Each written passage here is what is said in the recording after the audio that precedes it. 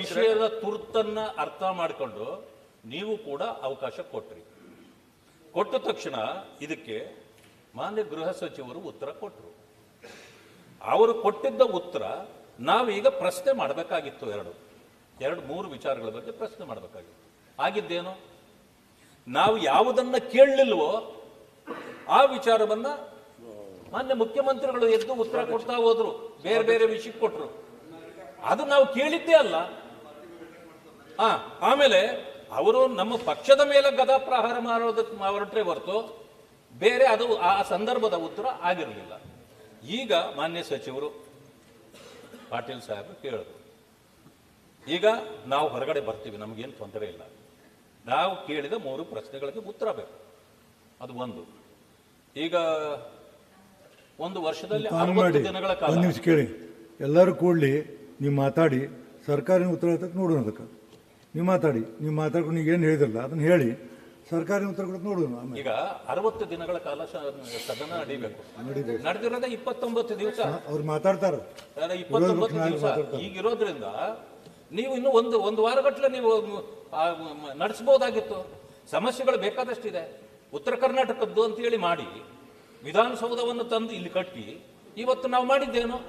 ಈಗಲೂ ಕೂಡ ನಾವು ಬೇರೆ ವಿಚಾರಗಳು ಚರ್ಚೆಗೆ ಬರ್ತಾ ಇವೆ ಹೊರತು ಉತ್ತರ ಕರ್ನಾಟಕದ ಬಂದಿಲ್ಲ. ತಾವು ಹೇಳಿದ ತಕ್ಷಣ ನಾವು ಒಪ್ಪಿದ್ದೇವೆ, ಅದು ಚರ್ಚೆಗಳಾಗಬೇಕಾಗಿದೆ. ಅನೇಕ ಜ್ವಲಂತ ಸಮಸ್ಯೆಗಳು ಕೂಡ ಇಲ್ಲಿವೆ, ಅದನ್ನು ಮಾಡೋಣ.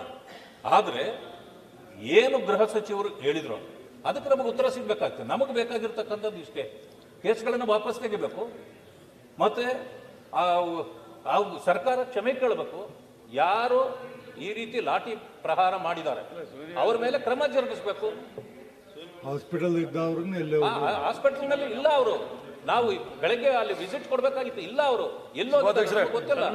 ಸಭಾಪತಿಗಳೇ, ಶೂನ್ಯ ವೇಳದಲ್ಲಿ ತಮಗೆ ಅವ್ರಿಗೂ ಗೊತ್ತಿದೆ, ನಮಗೆ ಸ್ಟೇಟ್ಮೆಂಟ್ ಮಾಡೋದಿರ್ತದೆ. ಅವ್ರೇನು ಸಂಬಂಧಪಟ್ಟಾಗ ಸಚಿವರು ಸ್ಟೇಟ್ಮೆಂಟ್ ಮಾಡ್ತಾರೆ, ಚರ್ಚೆ ಮಾಡ್ಲಿಕ್ಕೆ ಅವಕಾಶ ಇಲ್ಲ. ಅದರಲ್ಲಿ ಮಾತಾಡಿದ್ರೆ ಸಭಾಪತಿಗಳೇ ಚರ್ಚೆ ಮಾಡ್ತಾರೆ, ಕೇಳಿದಾಗ ನೀವು ಉತ್ತರ ಹೇಳ್ಬೇಡಿ. ಆಯ್ತು, ಉತ್ತರ ಕೊಟ್ಟರೆ ನೀವು ಕೇಳಿದಕ್ಕೂ ಪ್ರಶ್ನೆ ಮಾಡ್ಲಿಕ್ಕೆ ನೀವು ಅವಕಾಶನೂ ಸಿಗ್ಲಿಲ್ಲ. ಚರ್ಚೆ ಮಾಡ್ತಾರೆ. ಮಾನ್ಯ ಮುಖ್ಯಮಂತ್ರಿಗಳ ಉತ್ತರ ಅವಶ್ಯಕತೆ ಇರಲಿಲ್ಲ, ಅದು ವಿಷಯವೂ ಆಗಿರಲಿಲ್ಲ. ಸಂದರ್ಭ ಈಗ ನಾ ಯಾಕೆ ಈಗ ಮಾಡಿ ಕೇಳಿ ಒಂದು ನಿಮಿಷ, ನಾ ಯಾಕೆ ಅದನ್ನ ಕ್ಲೋಸ್ ಮಾಡಿ ಅಂದ್ರೆ ನೋಟಿಸ್ ಕೊಟ್ಟಿರಿ ನಾಳೆ 8 ಮಂದಿ ನೋಟಿಸ್ನಲ್ಲಿ ಎಷ್ಟೋ ತನಕ ಮಾತಾಡೋಕೆ ಅನುವು ಮಾಡಿ ಕೊಡುವಂತ ಕೆಲಸ ಮಾಡೋದ್ರಿಂದ ಅದನ್ನ ಕ್ಲೋಸ್ ಮಾಡತ್ತೆ. ಇಲ್ಲ ಮಾತಾಡ್ನ ಇನ್ನೊಂದು ಬಿಡ್ತೀನಿ ಅಂತ ತಗೊಳ್ಳಿ, ನನಗೇನಾಗಬೇಕಾಗಿತ್ತು. ಸಭಾಪತಿಗಳೇ, 0 ಓವರ್ ಅಲ್ಲಿ ಸ್ಟೇಟ್ಮೆಂಟ್ ಮಾಡೋದು. ಹೌದ್ರಿ, ಚರ್ಚೆ ಮಾಡಕ್ಕೆ ಅವಕಾಶ ಇಲ್ಲ. ಒಂದ್ ನಿಮಿಷ ರೀ, ಒಂದ್ ನಿಮಿಷ ಚರ್ಚೆ ಮಾಡಕ್ಕೆ ಅವಕಾಶ ಇಲ್ಲ. ಒಂದ್ ನಿಮಿಷ ಕೇಳಿ. ಇವರೇ ಮಾತಾಡ್ತೀವಿ, ಬರೇ ಮಾತಾಡ್ ಸೆಟ್ ಆಯ್ತಲ್ಲ ನಿಮಗೆ. ಮಾತಾಡಪ್ಪ, ಏನ್ ಮಾತಾಡ್ತೀವಿ? ಮಾನ್ಯ ಅಧ್ಯಕ್ಷರೇ, ಅವಕಾಶ ಕೊಟ್ಟಿದ್ದಕ್ಕಾಗಿ ಧನ್ಯವಾದಗಳನ್ನು ಹೇಳ್ತೀನಿ. ಮಾನ್ಯ ಅಧ್ಯಕ್ಷರೇ, ಬಹಳ ಗಂಭೀರವಾದಂಥ ವಿಷಯ ಇದು, ನಾವು ಯಾರೂ ಮರಿಬಾರ್ದು. ಉತ್ತರ ಕರ್ನಾಟಕ ಭಾಗದಲ್ಲಿ ಈ ಸದನವನ್ನು ನಾವು ನಡೆಸ್ತಾ ಇದ್ದೀವಿ. ಬೆಳಗಾವಿಯಲ್ಲಿ ಈ ಸದನ ನಡೆಸ್ತಾ ಇದ್ದೀವಿ. ವೀರಶೈವ ಲಿಂಗಾಯತ ಸಮಾಜದವರು ಒಂದು ನ್ಯಾಯಯುತವಾದಂಥ ಬೇಡಿಕೆ ಇಟ್ಕೊಂಡು ಹೋರಾಟ ಮಾಡಲಿಕ್ಕೆ ಬಂದಿದ್ದಾರೆ. ಇಂಥ ಸಂದರ್ಭದಲ್ಲಿ ನಾನು ಪ್ರಶ್ನೆ ಮಾಡಬೇಕಾಗುತ್ತೆ, ಲಾಠಿ ಪ್ರಹಾರ ಮಾಡಿ 10-15-20 ಜನರಿಗೆ ಇಂಜುರಿ ಮಾಡಿ ಅಂದರೆ what message the government wants to give? ನೀವು ಏನು ಹೇಳಬೇಕಂತ ಹೊರಟಿದ್ರಿ? ಏನು ಹೇಳಲಿಕ್ಕೆ ಹೊರಟಿದ್ರಿ ನೀವು? ಸರ್ ಒಂದು ಮಿನಿಟ್ ಸರ್, ನಂಗೆ ಅವಕಾಶ ಕೊಟ್ಟಿದ್ದಾರೆ sir, please. I am not holding sir, ಏನು ಮೆಸೇಜ್ ಮಾಡಿ ಹೇಳಲಿಕ್ಕೆ ಕೊಟ್ಟಿದ್ರಿ? ಅವರು ಲಾಠಿ ಪ್ರಹಾರ ಮಾಡಿ ಅವರು ಎಲ್ಲೋ ಆಸ್ಪತ್ರೆಯಲ್ಲಿ ಹಾಕ್ತಾರೆ, ರಾತ್ರೋರಾತ್ರಿ ಗಾಯಬಾಗ್ತಾರೆ ಅವ್ರ ಜನ. ಏನು ಸರ್, ಏನು ಮರ್ಡರ್ ಮಾಡಿದ್ರು ಅವರು? ಅವ್ರಿಗೆ ಯಾಕೆ ಹಂಗೆ ತೊಗೊಂಡು ಹೋಗ್ತೀರಿ? Are you not bringing a emergency like situation ನಾವು? ಅಂತದ್ದು ಏನಾಗಿದೆ?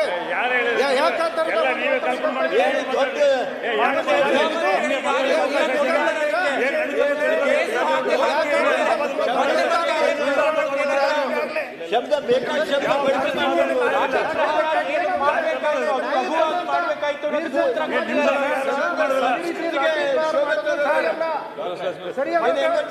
ಸರ್ಕಾರ ನಿಮ್ದು, ನಿಮ್ಮ ಸರ್ಕಾರ, you have to give a very clear message.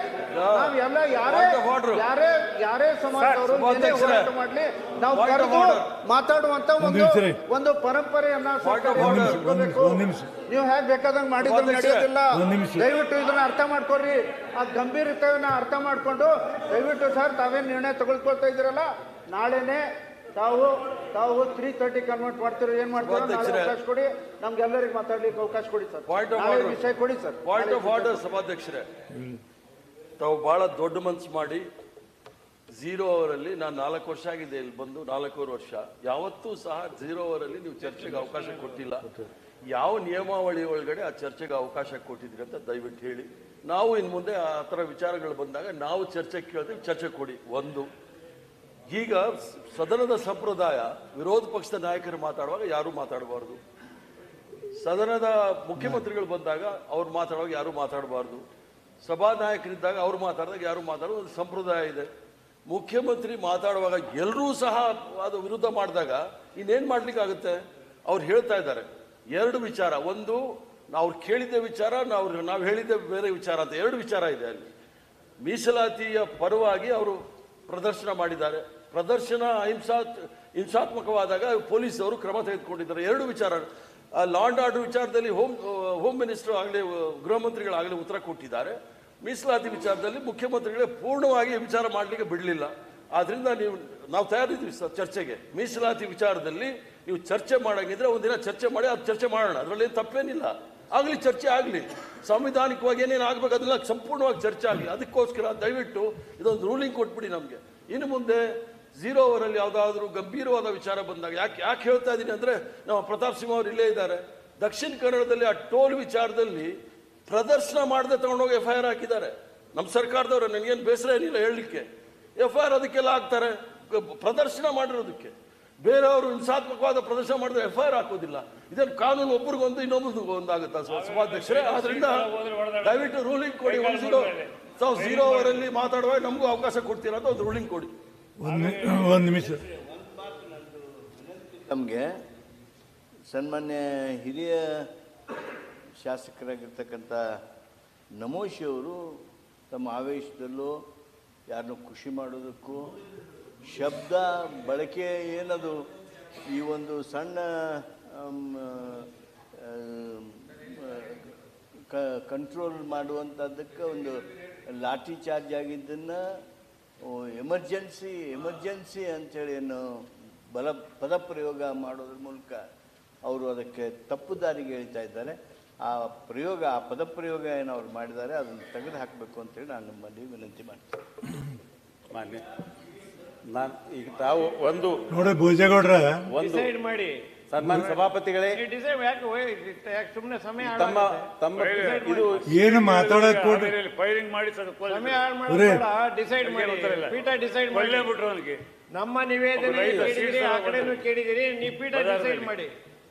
ಯಾರು ಈಗ ಒಂದ್ ನಿಮಿಷ ನಾನು ನಂದು ಹೇಳ್ತಾ ಇದ್ದೇನೆ. ನೀವು ಕೇಳುವುದೇ ಇಲ್ಲ, ನಿಮ್ದ ಮಾಡಿ ಹೊಡೀರಿ. ಏನ್ ಮಾತಾಡಿ ಸಭಾಪತಿಗಳೇ, ಸುಮ್ಮನೆ ಕೊಡ್ತಾನೆ, ಯಾರಿಗೇನು ಹೇಳುದಿಲ್ಲ. ಈ ಉತ್ತರ ಕರ್ನಾಟಕದ ಸಮಸ್ಯೆಗಳ ಬಗ್ಗೆ ಚರ್ಚೆಗೆ ಅವಕಾಶ ಕೊಡ್ತೀವಿ ಅಂತ ಹೇಳಿದಿರಿ. ಇಂಥ ಒಂದೊಂದು ವಿಷಯಗಳು ಬರ್ತಾ ಇದ್ದಾವೆ. ಅಲ್ಲಿ ಬಾಗಲಕೋಟೆಯಲ್ಲಿ ಸಾವಿರಾರು ಸ್ವಾಮೀಜಿಗಳು ತಿಳಿಬೇಕಲ್ರಿ, ಸಂಖ್ಯೆಯಲ್ಲಿ 10 ದಿವಸದಿಂದ ಉಪವಾಸ. ಅಲ್ಲಲ್ಲ, ನಿಮ್ಗೆ ತಿಳಿಬೇಕಲ್ಲ ಇದನ್ನ. ಮತ್ತೆ ನಾ ಹೇಳಾಗತ್ತೀನಿ, ಕೇಳೋರು ಬರೀ ಇದನ್ನ ಮಾತಾಡ್ತೀರಿ. ಈ ಪತ್ರಿಕೆಯಲ್ಲಿ ನೀವು ಹೇಳ್ತೀರಿ, ಹಂಗ ಹೇಳ್ತೀರಿ, ಹಿಂಗ ಹೇಳ್ತೀರಿ. 10 ವರ್ಷಗಳಲ್ಲಿ ಉತ್ತರ ಕರ್ನಾಟಕ ಹೋದ್ರಿ. ಕೇವಲ 100 ಒಂದ್ ನಿಮಿಷ ಗಂಟೆ ರೀ, ಮಾಡಿದ್ದಾರೆ. ಇಲ್ಲಿ ಒಂದ್ ನಿಮಿಷ ಪೂಜಾರಿ ಕೇಳ್ತೀರಿ, ಬೆಳಕು ಚೆಲ್ಲುವಂತಹದ್ದು ಕೇಳ್ತೀರಿ. ನೋಡಿ, ಸೋಮವಾರ ಮಂಗಳವಾರ ನಾನು ಇದ್ರ ಸಲ ರಿಸರ್ವ್ ಮಾಡಿ ನಾನು ನಿಮ್ಗೆ ಅಜೆಂಡಾದ ಕಳ್ಸೀನಿ. ಏನು ಇದು ಯಾವುದೋ ಅಪ್ಪರ್ ಕೃಷ್ಣದ್ದು ಮತ್ತು ಮಾದಾಯ್ದು ಸೋಮವಾರ ಮಂಗಳವಾರ 2 ದಿವಸ ಇದಾಗ ಕ್ವಶನ್ ಮಾಡೋಣ ಅಂತ ಹೇಳಿ ಈ 0 ಅವರ್ ತಂದಿರಿ. ಇವರು ಹೇಳಿದ್ರು ಪಾಯಿಂಟ್ ಆಫ್ ಆರ್ಡರ್ದು. ನಿಜವಾಗಿ ಹೇಳ್ತೀನಿ, ಯಾವ ರೀತಿಯಿಂದ ಇದರಲ್ಲಿ ನಿಯಮಗಳಿಲ್ಲ. 0 ಅವರ್ದಲ್ಲಿ ಮಾತಾಡೋದು, ಅದು ಓದೋದು ಮುಗೀತಿ. ಉತ್ತರವನ್ನು ಕೊಡುವಂಥದ್ದು ಆಮೇಲೆ ಕೊಡ್ತಾರೆ. ಒಂದೊಂದು ಸರಿ ಉತ್ತರ ಕೊಡಬೇಕಾದ್ರೆ ಸಂಬಂಧಪಟ್ಟದ ಮಂತ್ರಿಗಳು ಉತ್ತರ ಕೊಡುವಂಥದ್ದು ಪ್ರಯೋಜನ ಐತಿ. ಅದಕ್ಕೆ ಹೇಳಿದೆ ನಾನು, ಇದನ್ನೇನಂದ್ರೆ ಈ ಗಲಾಟೆಯನ್ನು ಸೌಜನ್ಯದಿಂದ ಮುಗಿಲಿ ಅನ್ನುವಂಥ ದೃಷ್ಟಿಯಿಂದ ಕಾನೂನನ್ನು ನಾನು ಮಾರ್ಪಾಡು ಮಾಡಿ ನಾನು ಕೊಟ್ಟಿದ್ದೀನಿ. ನನ್ನ ಅಧಿಕಾರದಿಂದ ನಾನು ಕೊಟ್ಟಿದ್ದೀನಿ. ಏನಂದರೆ ಇದೊಂದು ಟಿಕ್ಲಿಶ್ ಇಶ್ಯೂ ಐತಿ, ರಾಜ್ಯದಲ್ಲಿ ಮತ್ತೆ ಅದು ಗಲಾಟೆ ಆಗೋದು ಒಳ್ಳೇದಾಗಲ್ಲ ಅನ್ನೋದು ಕೊಟ್ಟಿದ್ದೀನಿ. ಎಲ್ಲರೂ ಮಾತ್ರ ನಾ ಏನು ಮಾಡ್ಬೇಕು, ನೀವು ಹೇಳಿ ನನಗೆ ಹೌಸ್ ಹೆಂಗೆ ನಡೆಸ್ಬೇಕು. ಏನೇನೋ ಮಾತಾಡ್ತೀವಿ ಭೋಜೇಗೌಡ, ನೀ ಏನು ಮಾತಾಡಿ ನೆನಪಿಟ್ಕೋ, ಆಟ ಏನು ಮಾತಾಡ್ತೀನಿ ನೋಡ್ಕೊಂಡು. ಸಭಾಪತಿಗಳೇ, ಮೊನ್ನೆ ಆದಂತಹ ಘಟನೆ ಗಂಭೀರವಾದ ವಿಚಾರ ಇತ್ತು, ತಾವು ಅವಕಾಶ ಮಾಡಿಕೊಟ್ರಿ, ಬಹಳ ಲಾಠಿ ಚಾರ್ಜ್ ಸಂತೋಷ. ಮಾಡುವಂತ ಹಿನ್ನೆಲೆಯಲ್ಲಿ ಮತ್ತೊಮ್ಮೆ ಅಲ್ಲಿ ಆಗುವಂತ ಸ್ಥಿತಿ ಬರಬಾರ್ದು, ಅಲ್ಲಿ ಅದೇ ಆಗುವಂತ ಸ್ಥಿತಿ ಬರಬಾರ್ದು. ದಯಮಾಡಿ ಚರ್ಚೆಗೆ ಅವಕಾಶ ಮಾಡಿಕೊಟ್ಟು ಕೂಡ್ರಿ ನೀವೆಲ್ಲ. ಪರಿಹಾರದ ಒಂದು ವ್ಯವಸ್ಥೆ ಸರ್ಕಾರ ಹುಡುಕಿ ಅಲ್ಲ, ನಿಮ್ಮ ಜನ ಒಳಗೆ ಕರ್ಕೊಂಡ್ಬಿಡಿ, ನಾ ಹೇಳ್ತೀನಿ ಮತ್ತೆ ಕೊಟ್ಟಿನಿ ಈಗ ಮಾತಾಡಕ್ಕೆ. ಭೋಜೇಗೌಡ್ರ ನನಗೂ ಮಾತಾಡೋಕೆ ಬರ್ತೈತ್ರಿ, ನನಗೂ ಮಾತಾಡೋ ಕೇಳಿ. ಸ್ವಾಗತ ಮಾಡ್ತಾ ಇದ್ದೀವಿ. ಸದನವನ್ನು ನಡೆಸಬೇಕಾದ್ರೆ ಬಹಳಷ್ಟು ವಿಚಾರ ಮಾಡ್ತೀನಿ ನಾನು, ನನಗೂ ಗೊತ್ತೈತಿ. 18 ಜನ ಮುಖ್ಯಮಂತ್ರಿಗಳು ನೋಡೀನಿ, ನಾನೆಲ್ಲ ಸದನ ನೋಡೀನಿ, ಹೆಂಗೆ ನಡೆಸ್ಬೇಕು ನನಗೆ ಗೊತ್ತೈತಿ. ನನ್ನದೇ ಆದಂಥ ರೀತಿ ನಾ ಹೇಳಿದ್ರೆ ಭಾಳ ನೋವಾಗ್ತೈತಿ ನಿಮಗೆ.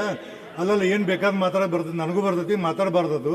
ಇವತ್ತು 0 ಅವರ್ದಲ್ಲಿ ಕಾನೂನು ಪ್ರಕಾರ ಏನಂತ ಹೇಳಿ ನನಗೆ ಚರ್ಚೆಗೆ ಅವಕಾಶ ಕೊಡೋಕ್ಕಿದೆಯಾ?